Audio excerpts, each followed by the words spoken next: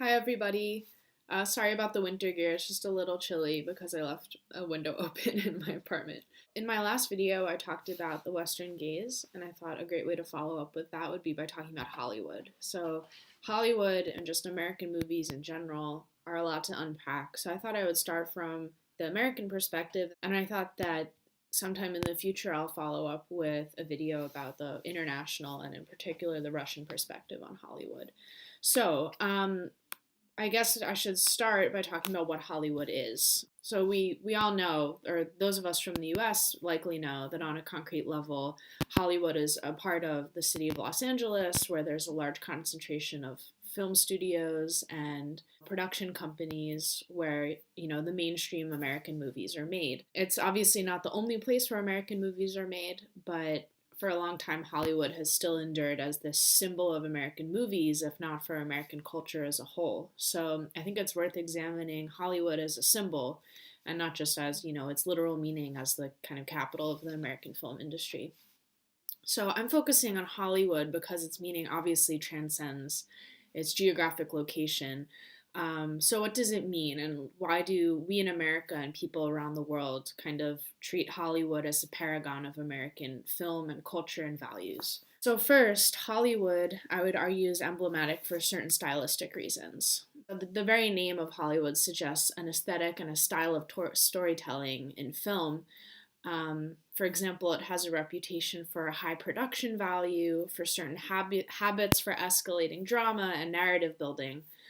Sometimes these even cross into cliches that we all associate with the Hollywood version of things. For example, when I see a sports movie, I go into the movie expecting there to be this, tough first half for the underdog team, followed by a impassioned speech at halftime by the coach, followed by a hard fought second half where the teams end up tied, and then, some impossible, amazing, inspiring end to the game where the underdogs win. This is one of those cliches we kind of expect, or at least I expect. Similarly, during romance scenes, there are certain Hollywood cliches we think of, like the wind blowing through the heroine's hair. This is the kind of language that Hollywood works with, and we kind of laugh at them, but this is part of the Hollywood tradition on an aesthetic level that I think a lot of us have noticed before. And I would say for Americans in particular, these kinds of patterns feel as natural as the air we breathe. We've grown up with this kind of Hollywood language. Connecting to that, I would also further argue that Hollywood is of huge emotional value to a lot of Americans, myself included. Our favorite movies are those that tell compelling stories and that resonate with the fears and the hopes and the other complex emotions that we all feel in our day-to-day lives. And really good Hollywood movies are the ones that ignite that sense of adventure or exploration or loss or belonging or romance, all of those things. However, I wouldn't say that Hollywood is just about, emotion and sentimentality the way we might want to think. In addition to those things, Hollywood is also a significant source of American political, and that includes racial identity as well as historical memory. So many of us, for example, picture movies we've seen when we imagine the past because those digestible narratives help us to understand complex ideas and complex events that don't fit into clean narratives the way that they exist in real life. The political nature of Hollywood is hard to ignore. Of course, any form of media, and especially a visual media as powerful as film, has an innately political role. For example, debates surrounding Hollywood about the proper representation of different people and different stories illustrates a major aspect of this political dimension of Hollywood. And with their examples of whitewashing and the dominance of white male and cis-centered stories. And in small, less noticeable ways too, Hollywood shapes our perception of the past and of the world by determining who tells which stories and through what perspective. And I would argue that this process of engineering a perspective is especially true when it comes to films that impact historical memory. So movies shape our perception of the past in a way that prioritizes certain stories, like I said, and makes certain narrative conveniences that, paint over often the moral complexities of human history. Some examples I think of include Schindler's List, which portrays a non-Jew as the savior of Jews in a movie about the Holocaust in a way that I think has a not necessarily wonderful influence on shaping mainstream perceptions of the Holocaust. Furthermore, Forrest Gump, a lot of people have accused of whitewashing history. And then another film, American History X, which is a story about neo-Nazis, portrays these neo-Nazis in a romantic, almost glorifying light. And similarly, I think you can pick any Cold War era movie made in America and find a similar historical bias in its making and in its narrative.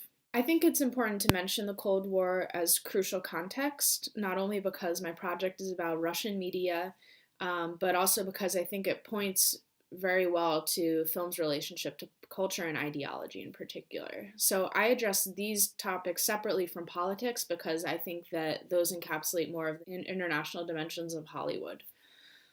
On the topic of culture, Hollywood, both in the US and abroad, is viewed as an extension of American culture, if not an outright wing of American global influence. In the US, Hollywood has shaped US culture in ways I briefly described above, but it was once reviled for its harmful effects on American culture. An important example that comes to mind is the age-old, ongoing labeling of Hollywood as a bastion of Jewish godlessness that is undermining American Christianity with cheap entertainment that erases Christianity from mass media and the public consciousness. And I understand this to be a primarily American perspective. Globally, Hollywood is viewed as a celebration of American values and the American way of life. During the Cold War, American movies that did not outwardly appear propagandistic were often meant to advocate for American values of individual freedom and free market capitalism. That's sweet, sweet capitalism. In their book, The Cinematic Cold War by Tony Shaw and Denise Youngblood, which I really recommend, it's super interesting, the movie Roman Holiday, which is an American-made 1953 romantic comedy, is highlighted as emblematic of this type of soft propaganda celebrating American values. So the Cold War, as the title of the book I just mentioned suggests, the Cold War was very much fought on a cinematic front. The Cold War was an ideological battle. The battle for hearts and minds obviously lended itself to a battle with a medium known for its unprecedented ability to shape human emotion and experience. American movies during the Cold War were actually shown around the globe as a way to win these hearts and minds, not only in the box office through ticket sales, but also through subtle and sometimes not so subtle messages about the liberative nature of free market capitalism, and to refer to it euphemistically, the American way of life. Today, this international perception of Hollywood continues, not only because of Hollywood's reputation as a fiercely competitive business that encapsulates the most lucrative, and as we've seen with the hashtag #MeToo campaign and other abuses, predatory aspects of capitalism. Even today, movies we don't necessarily think of as propaganda quietly advocate for a certain version of the American way of life. Think of Entourage or Girls Trip or The Hangover. These are celebrations of American freedom. Of course, a lot has changed since the Cold War. It's been, 30 years now. There's much more room now for stories that question or undermine the reigning understanding of American values. Just this year, the same entertainment industry that once blacklisted suspected communists back in the 50s put out the film Sorry to Bother You by Boots Riley, which has strong communist underpinnings. The same entertainment industry that once excluded basically all people of color and their stories has put out Black Panther. Depictions of American capitalism, too, are changing a lot. The Big Short put capitalist greed in the spotlight and has explored the causes of the 2008 mortgage and financial crisis in the US. And even the relatively gentle Wolf of Wall Street shows capitalist consumption in a way that is very extreme, and I would argue does so in a way that viewers kind of get grossed out by. So a lot has changed since the Cold War.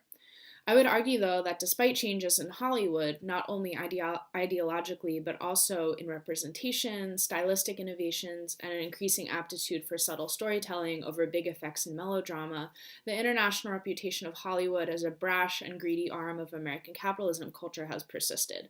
Next time, I'll talk about what this perception looks like in Russia, because alongside the negative perception, is a love of Hollywood, a desire for Hollywood movies. So that's a complex relationship, and I will gladly talk about it next time. So thanks again for watching. To anyone who made it to the end of this video, pray for me that the apartment heats up, and I'll see you guys next time. Bye.